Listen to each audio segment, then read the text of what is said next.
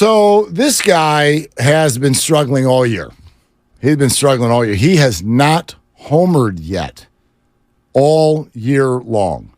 And in the month of June, he tallied a 152 batting average, a 190 on base percentage, and a sparkling slugging percentage of 177 for a total OPS of 368.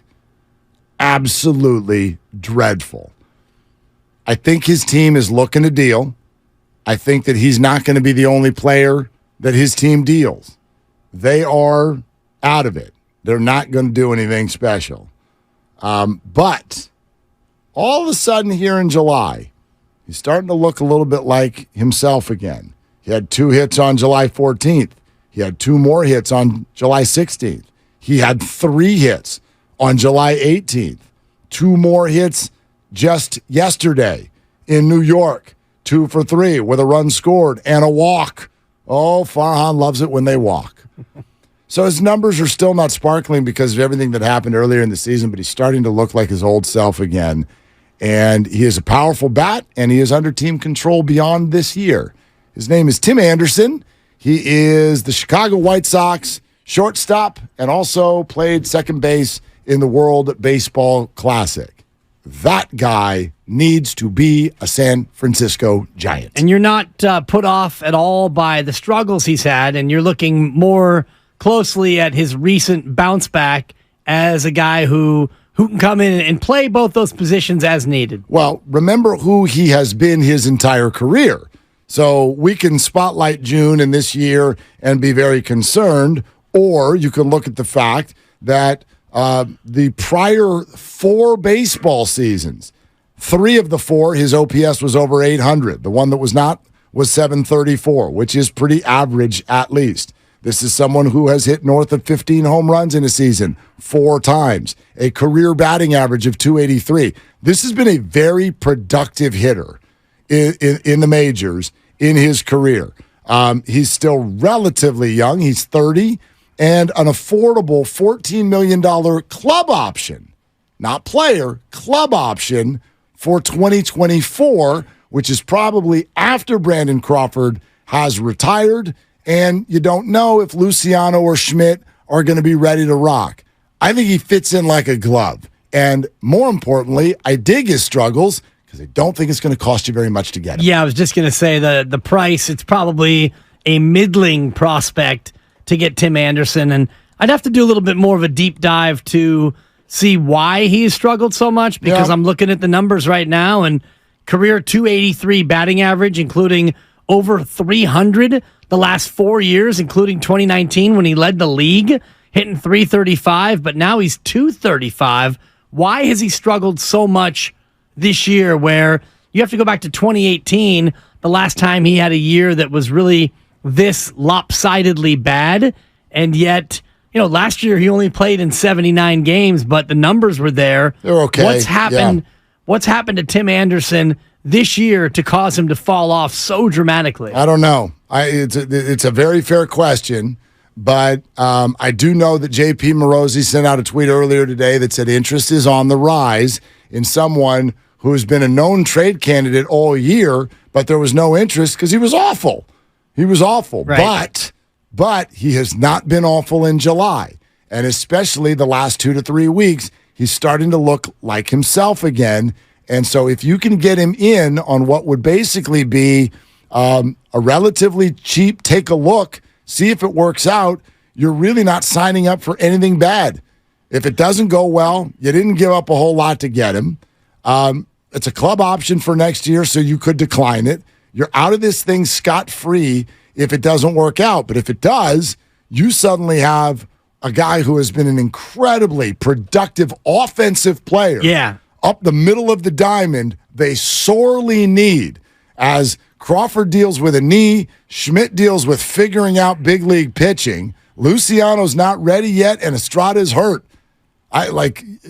Yes, my 15th prospect for Tim Anderson right now. Yeah, something like that. I want this guy on the Giants. Little scary defensively, just looking at some of the metrics. He's led the American League in errors committed by shortstops in 3 of the last 5 years. So Yep. defensively, you're definitely taking a hit from Crawford and certainly from Casey Schmidt. And he strikes out a lot, and Right. he's not a big walk guy.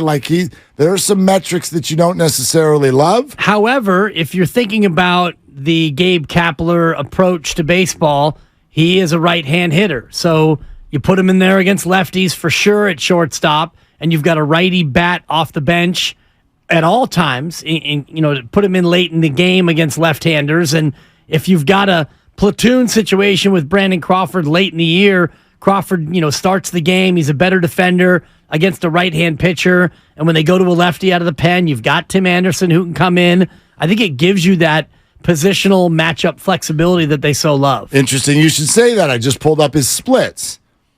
Even in a year where he is overall, his recent hot streak has only got his average up to 235. But listen to these splits. You just said he'd be great to have against left-handed pitching. In theory, Brandon Crawford has still got something left in him this year. He's hurt right now. It's not like he's out for the year. Yeah. So, is this a piece? Right-handed hitter who could split if you still have Crawford, if Wisely is up, we'll see where Schmidt is, when Estrada gets back, all of that stuff. But this year, against right-handed pitching, Tim Anderson has hit 199. Against lefties, 338. Man. Even in a year where he's struggling. By the way, I don't know if you take this as a good or a bad. He's also a big energy guy. Big personality. Yeah. Sometimes a little bit too much personality. This is somebody who will get in an umpire's face. This is somebody who will get thrown out of a game. This is somebody who runs a little hot. Although most Giants fans I talked to over the recent years, they want more of that. They want more of that on this baseball team. All reports from this clubhouse are that they're a very cohesive group and everybody gets along. The biggest personality probably is Jock Peterson. And I don't think that this is a clubhouse where a big personality would come in and rock the boat. I think that it would only add to what they're trying to do. And, Gabe Kapler's done such a good job at managing the personalities as well as managing the team. And you haven't heard anything. You haven't seen anybody really go out of pocket or get out of line. You don't ever really see Giants players run too hot or get thrown out. Kapler keeps everything pretty much contained as well. So I don't think that Tim Anderson's going to come in and disturb the vibe at all. Morosi's tweet from just a few hours ago, the chances of a Tim Anderson trade are increasing, especially if he plays second base as he did in the World Baseball Classic. He has slashed 375, 444, 417 since the break. And for those of you who don't speak baseball nerd stats, you add the 444 and the 417 together for an OPS, which, quick math, leads to 851, which is really good. Now, Morosi admits that's a small sample size, but interested teams have been wanting to see evidence that his approach is back. And so with each good game that he has, it increases the likelihood. I really think this deadline is going to come down to the final 48 hours before we get to August 1st. August 1st is the deadline this year, not July 31st. I think it's going to come down to the last 48 hours. There are so many teams who have not figured out whether they are buyers or sellers, have not figured out whether or not they think they're still in it or not. The Ohtani thing looms, which everything would trickle down from there. But I just think that, and Farhan has even admitted this, he's been on the phone with many, but he's sort of just letting people know, hey, we're interested in that guy, so if you're interested in talking about it, give us a buzz. He's placing at least 2 or 3 calls a day to do just that, but I really see this as something that's going to take place mostly in about a week and a half, and if this guy continues to play well over those next 7 to 9 days, man, he would just fit perfectly. Yeah. Can I throw back to something that you said, the one blemish on his record? Yeah. Not only has he not hit a home run this year, he hasn't hit a home run in over a calendar year. It has been 371 calendar days since Tim Anderson hit a ball over a fence in a major league ballpark. Mm-hmm. Think about how hard that is. How many players do you think have done that? Played almost an entire baseball season without hitting a home run. Yeah, in today's baseball, that's pretty wild, especially when you're a guy who is a home run hitter. This is a guy who's hit 20 home runs in a season before. He's got a power bat, and I don't know where it is, but If you keep Wisely and Schmidt in up the middle, how many home runs are those guys producing for the rest of the year? At least one. Exactly. Somebody will tie into something. And Crawford too, by the way. Number 1. Who's a powerful guy, but it's not really there. My overall point on this is this could be a total bust, and it would still be okay. This is very, very risk-free. I agree. It's just wild to think to go over a calendar year as a Major League Baseball player and not to hit a single home run. That almost makes it seem like it's a mental thing. It might be. Well, I'm actually looking at what he said, his words on the Pivot podcast, and he said his personal struggles in the past year have affected him, including an affair in which he had a son out of wedlock. So Tim Anderson has been struggling with off-the-field issues, which maybe have led to not only his lack of a power bat, but also have led to his on-field struggles in terms of being able to get hits at all. No, he runs hot. This is somebody who runs on emotion, and so there are mistakes. There's no two ways about that. Sometimes I look at a guy like that though, and I think, man, a new scene is probably exactly what the doctor ordered here. And this is someone who people were talking about as a trade candidate before the year even started. So the fact that we've gotten here because he didn't play well enough to become a trade candidate, but now he's starting to. He's starting to come around.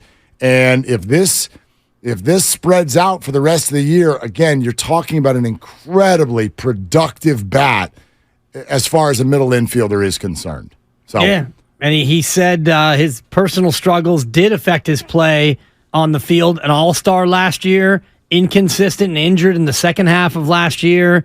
And he said, quote, even just to be right here to talk on this podcast, it's crazy because when he was going through it, he didn't want to be seen. He didn't want to be talked to, but he still had to go out and play. So that made it even a whole lot tougher on him. And then this, again, is from the Pivot podcast with former ESPN personality Ryan Clark. Yep. Base stealer, too, by the way. Yeah. Well, you can't steal a base if you don't get on base. You got to get on the base, right. But 113 career stolen bases. Right. Which has been something that the Giants are trying to do a lot more of this year. So hopefully he's been able to get through these off-field struggles that clearly have dogged him for the better part of a year. Here's the bigger piece of this for me, which is this is the needle I'm asking Farhan to thread.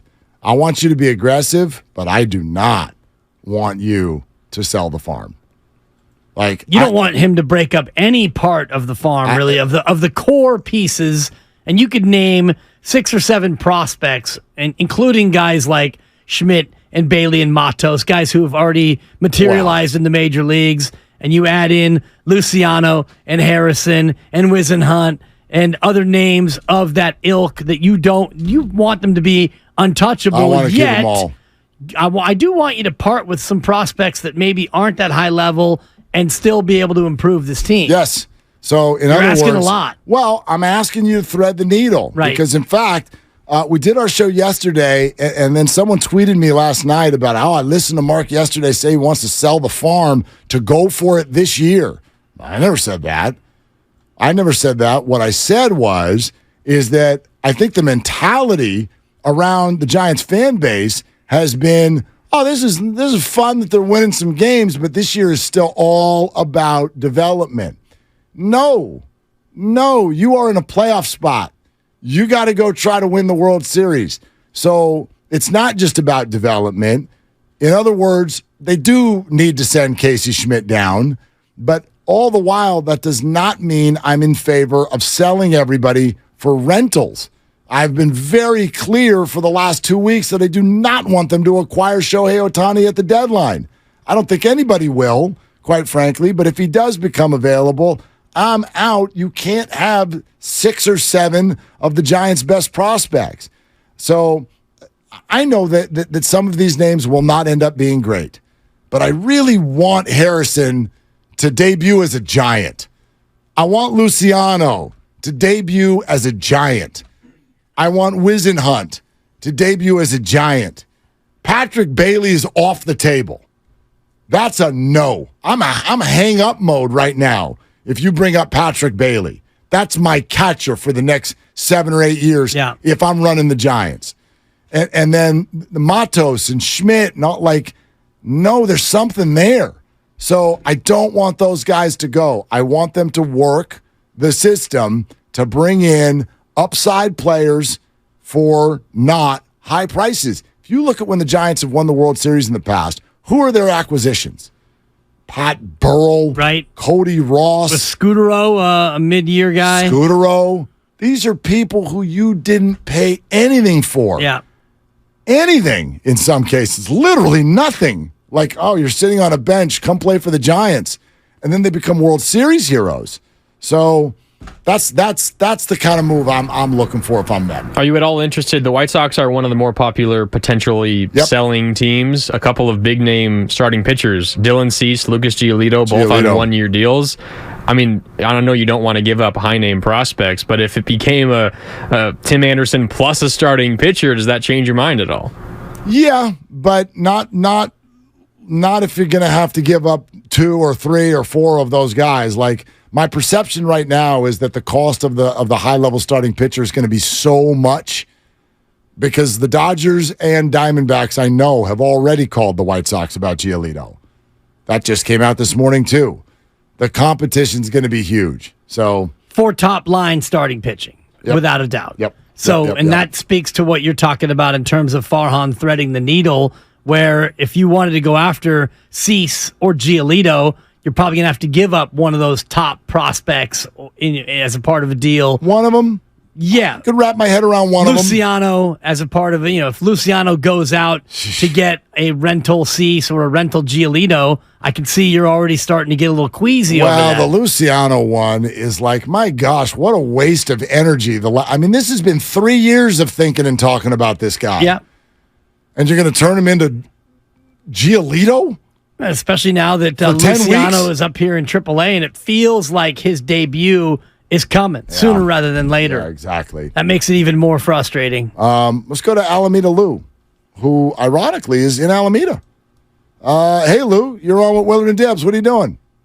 Hey, just getting off of Redwood Canyon Golf Course, driving home, listening to the show, and think I have some good things to say. Beautiful. Let's hear them. All right, so first order of business, I think you're spot on the Tim Anderson thing, and not to toot my own horn, but about 3 months ago, I had him targeted as somebody that the Giants should trade for. No matter which way you cut it, Crawford's not what he used to be. Up the middle of the infield, with the exception of Estrada, the Giants are just lacking. When it comes to starting pitching, the names you mentioned would be nice. I agree with what you said also, where I'm not willing to sell the farm for it. But the reason I called, I have a great nickname for when the Giants signed Shohei Ohtani in the offseason. Okay. The Shohei Kid. You guys have a great afternoon. You walked it off. The Shohei Kid.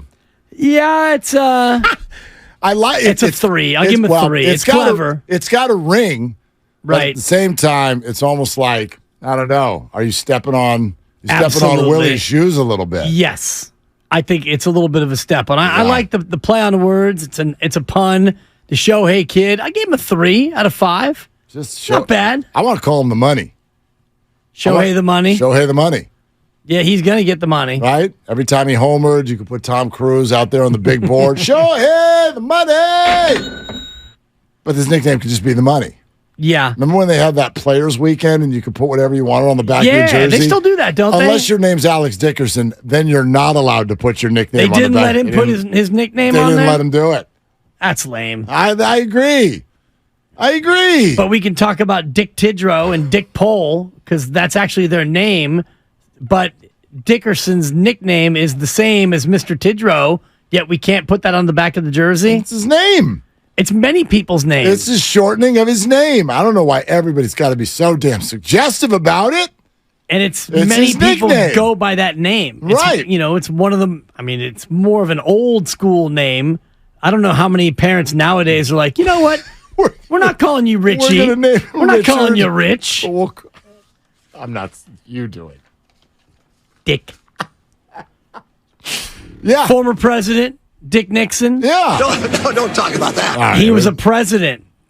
Richard Nixon. Yes, he was. He went by the name. It wasn't a very good one, but yeah. It wasn't the worst one. No. He's been usurped in that title. He's a crook, but, maybe all of them are. All right. I am not a crook.